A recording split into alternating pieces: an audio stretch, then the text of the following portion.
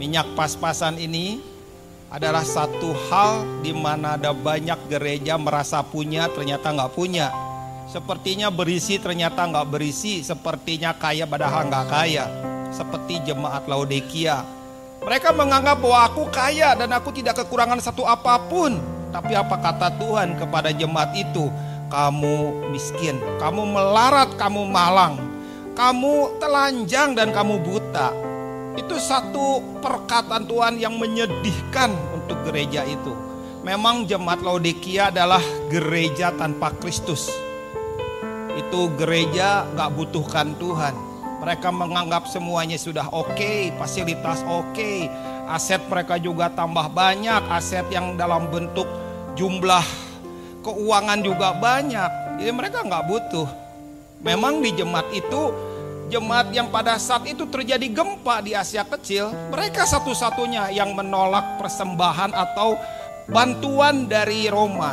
Ini jemaat ini memang kaya sekali karena mereka adalah sumber penghasilan tekstil. Mereka bikin wall, mereka juga bikin salep mata, mereka juga punya sistem perbankan yang sangat modern pada zaman itu. Dan itu jemaat Laodikia tidak kekurangan, padahal mereka kekurangan banyak. Mereka merasa kaya, tapi mereka tuh miskin.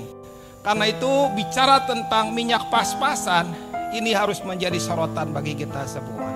Pertanyaannya, kapan gadis-gadis penyambut mempelai itu disebut gadis-gadis bodoh? Kita harus tahu bagaimana kebiasaan zaman dulu kalau mempelai pria datang. Biasanya mempelai pria datang ditemani dengan minimal 10 temannya. Jadi mempelai laki-laki dan 10 temannya laki-laki. Rata-rata mereka berjalan dari rumahnya ke rumah mempelai wanita itu sore bahkan malam. Dan rata-rata seorang mempelai wanita akan ditemani minimal juga oleh teman-temannya, 10 minimal, kadang-kadang lebih.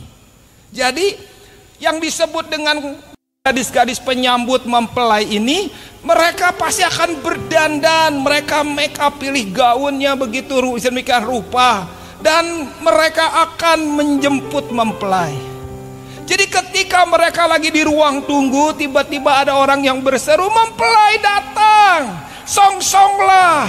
Maka wanita-wanita ini akan menyiapkan diri, menyiapkan pelitanya, dan mereka langsung mengejar itu yang namanya mempelai di mana. Lalu mereka menyongsongnya dan menyalakan pelita supaya mempelai itu berjalan di tengah dengan 5 di kanan dan 5 di kiri dengan menyala pelita mereka, dan mempelai berjalan di tengah-tengah sampai ke rumah mempelai wanita.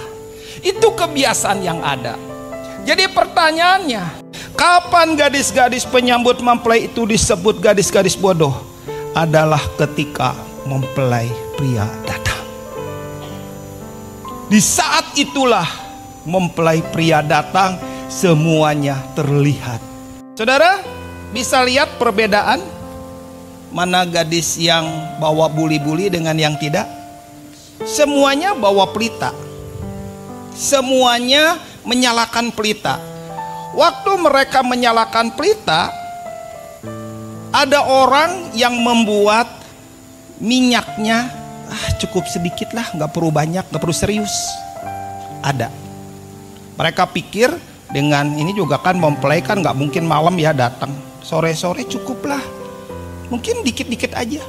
Ada juga yang ngisi minyaknya gak perlu penuh, ala kadarnya, sekedarnya. Kan juga ngapain sih? Nah, mereka juga mikir gak perlu bawa buli-buli. Ini buli-buli itu adalah botol kecil yang kurang lebih cuma segini nih, cuma sekitar 7 cm. Jadi kayak kalau di Indonesia itu adalah seperti kendi tapi porsi kecil. Yang isinya minyak, biasanya digantung di sini, di pinggang. Nah, itu biasanya seperti itu. Dan mereka bawa, mereka serius nih. minyak di sini serius. Minyak di sini serius. Yang gadis-gadis ini nggak perlu banyak ngisi di sini.